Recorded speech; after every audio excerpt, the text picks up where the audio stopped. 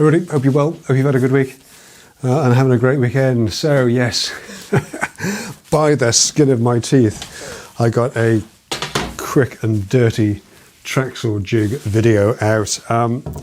I shot and edited that in about, I made it and shot the video in about 3 hours. About the same again to edit the 3 versions that I need, thumbnails, descriptions, and all of that.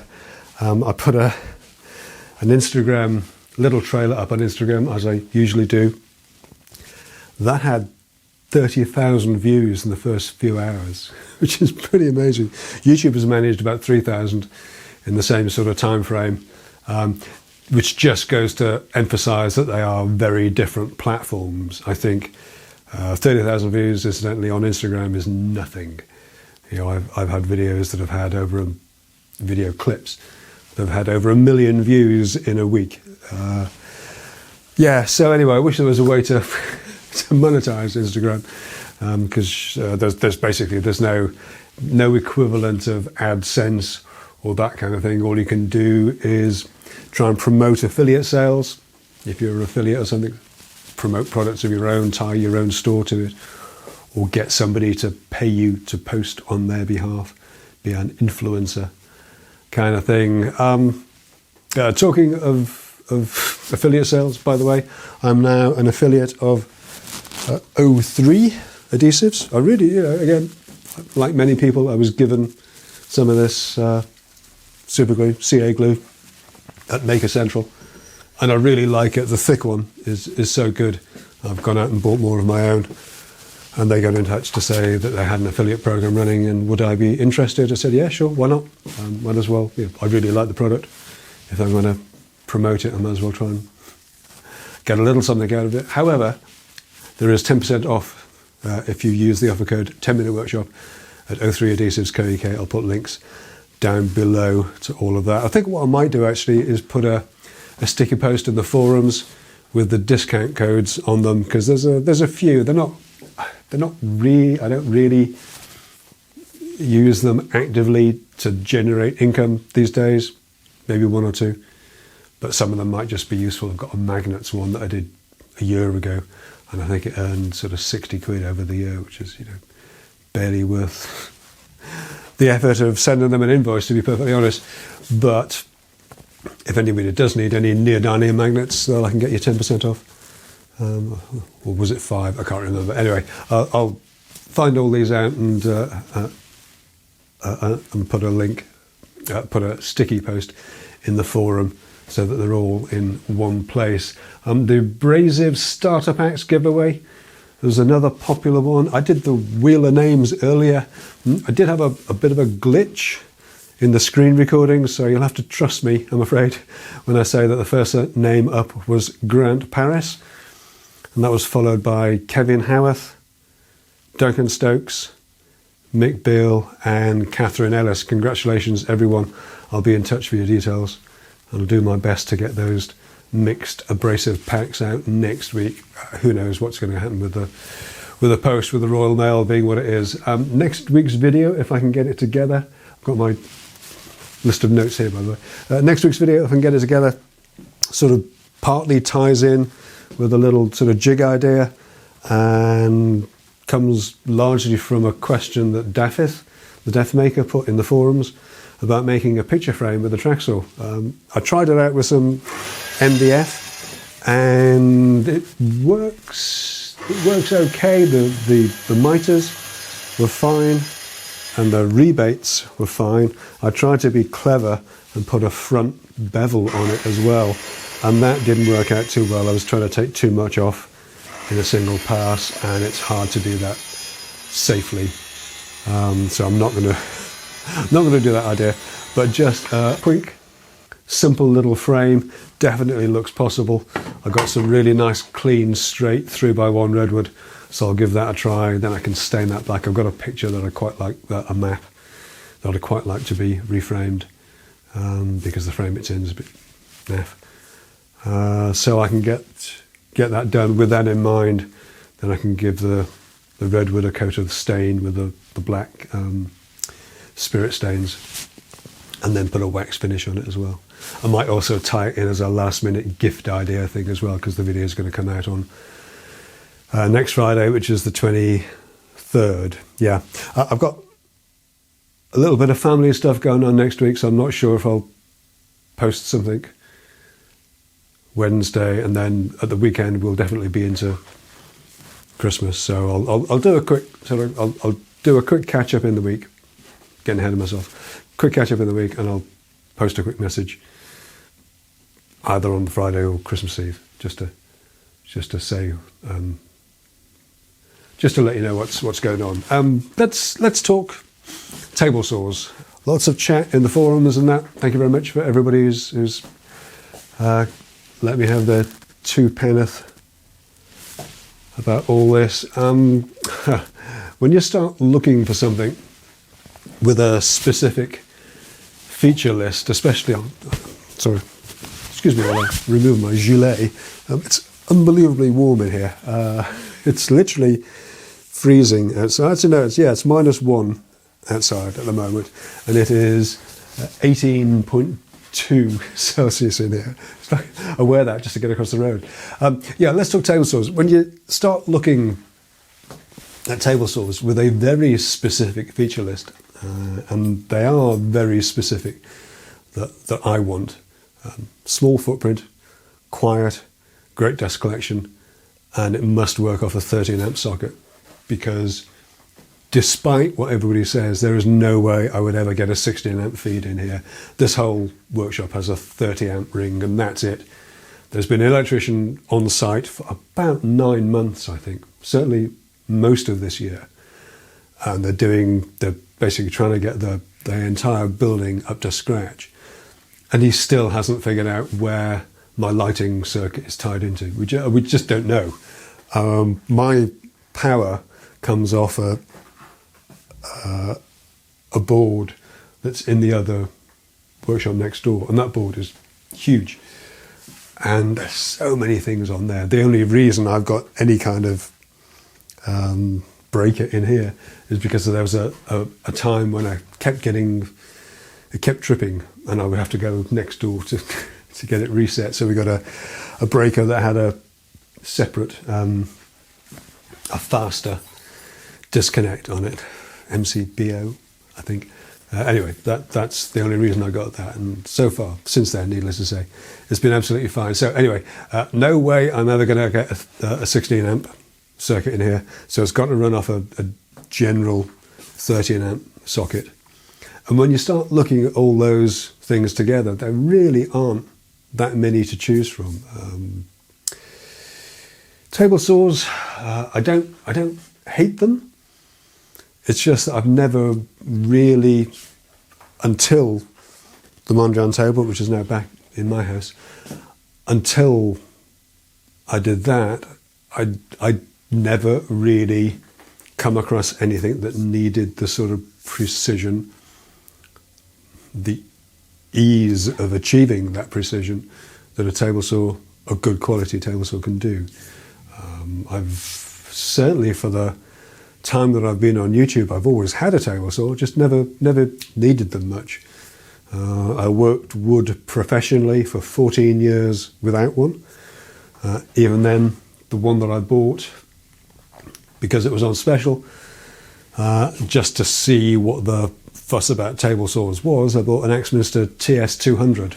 That was a clone of the Kitey 419, and it had all the same issues that saw had. It was a nice little saw.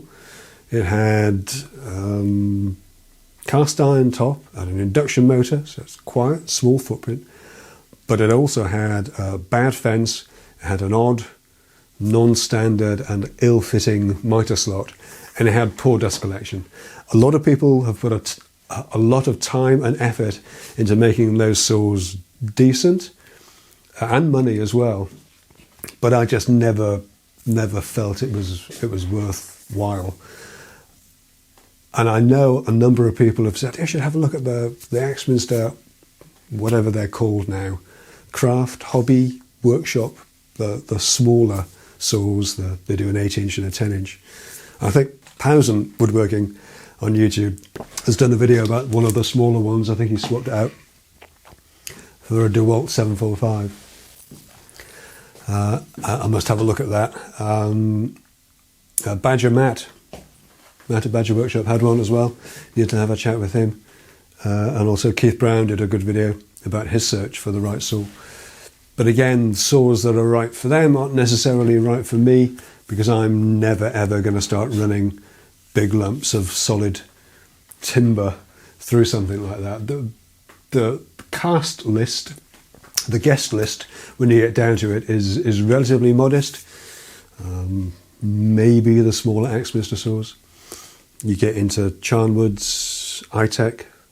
There's a Lumberjack one. The Lumberjack one's quite interesting, actually. It's a British, well, Lumberjack branded version of a rigid from the US. I think it was Mark Walker, who has one, mentioned it in a recent At the Bench chat. And the trouble with the Lumberjack one is they were kind of interesting when they were around 650, 700 quid or thereabouts. They're kind of less interesting now that they're up around $1,000. It puts them into some fairly uncomfortable comparisons, I think. Also, there's precious little information about them. I need to have a further, when I start looking into this in all seriousness, I need to have a bit more of a further chat with Mark and get a bit more information about them. There's Festool, of course. They haven't exactly covered themselves in glory when it comes to table saws. There's the cost. They're certainly not cheap.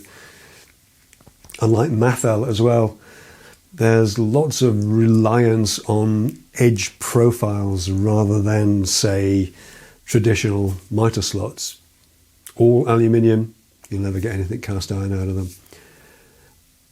And the quality control is a little questionable as well. I know too many people who've bought the TDK 80, the one with the saw stop tack, and returned them eventually as they just couldn't get a flat one. I know a couple of you have mentioned that you've had them. But it's just, from people I know, to have had to go through those hoops of getting a saw, unpacking it, trying it out, getting one, realising that it's not flat, returning it, getting another one. Eventually they gave up. So it's just not the experience that I want if I'm chunking down that sort of money. I'm fortunate in that I'm not particularly bothered about the cost, within reason. But whatever I'm paying for, it's got to be decent value and it's got to work. In the middle of all this, of course, comes this new Festool cordless saw. Been chatting with a couple of guys on Instagram who've had hands-on with it. One of them's pre-ordered it, so he's definitely keen. And it sounds interesting. There's lots to like about it. It's small, it's quiet. It apparently has great dust collection. One of the guys who's pre-ordered said it's had the best dust collection on any saw that he's ever used. There's much being made of the digital doodads. There's the digital angle finder. I don't have one to hand, but it's a digital angle finder is a 20 quid accessory. It's, yes, nice to have it built into the saw, but I'm not that bothered really. As long as I can get a relative angle from the blade to the bed of the table, that should be enough. There's a couple of cute features. There's a constant depth of cut, so if you set the blade height to say 19mm and then cranked it over to 45, the blade will rise so that you get a constant depth. So once you've set your material depth effectively, it'll keep that, which is cute. There's a lot being made of the fact that you can set the height of cut, depth of cut, to the blade height to 1/10 of a millimetre. I've never ever needed that. There's a video doing the rounds of somebody with a piece of MFC, I think, and he's got a £20 note on top of it and a piece of Perspex on top of that, and he cuts through the MFC perfectly without marking the note. When have you ever needed to do that? I've never needed to do that. I want the blade to come out at the material by a millimetre or two. I don't need to know whether it's 1.7 millimetres or 2.1. I'm less sure about some other aspects of it.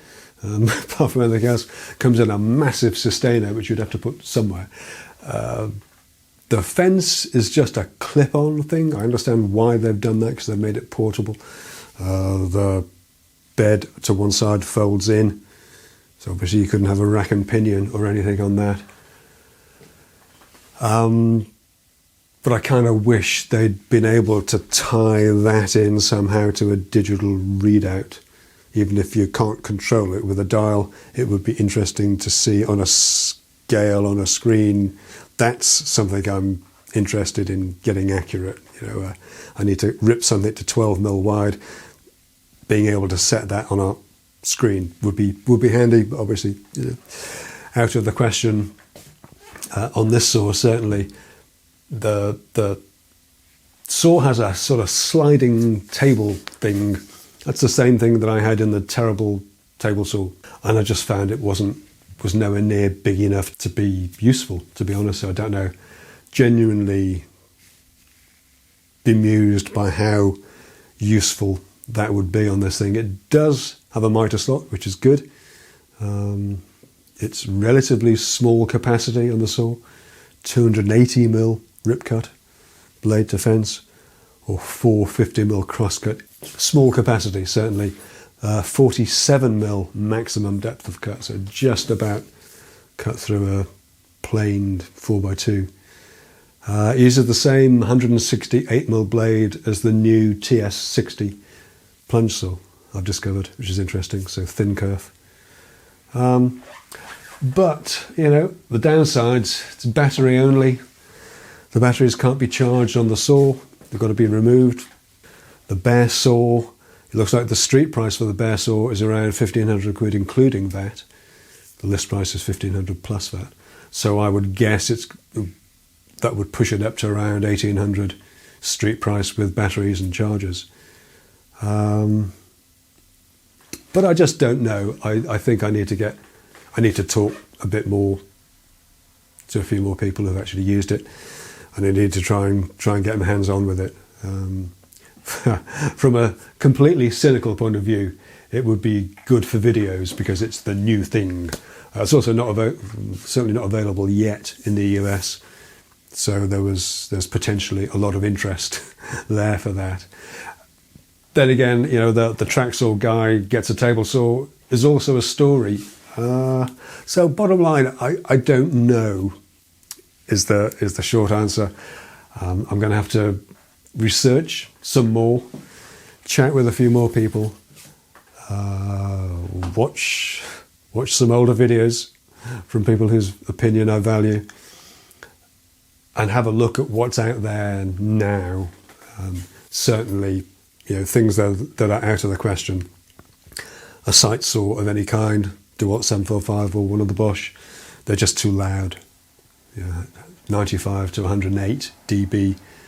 They're talking about that. I just wouldn't want to use it. Plus, there's how precise, how accurate are they? And I need to try and get my hands on with some of these as well. So it's not going to be a rushed decision. Oh, and certainly SawStop. No, no. SawStop don't sell their saws in Britain. I thought it was a voltage thing, but I noticed that Dave Stanton's got the SawStop sight saw. He's been talking about that.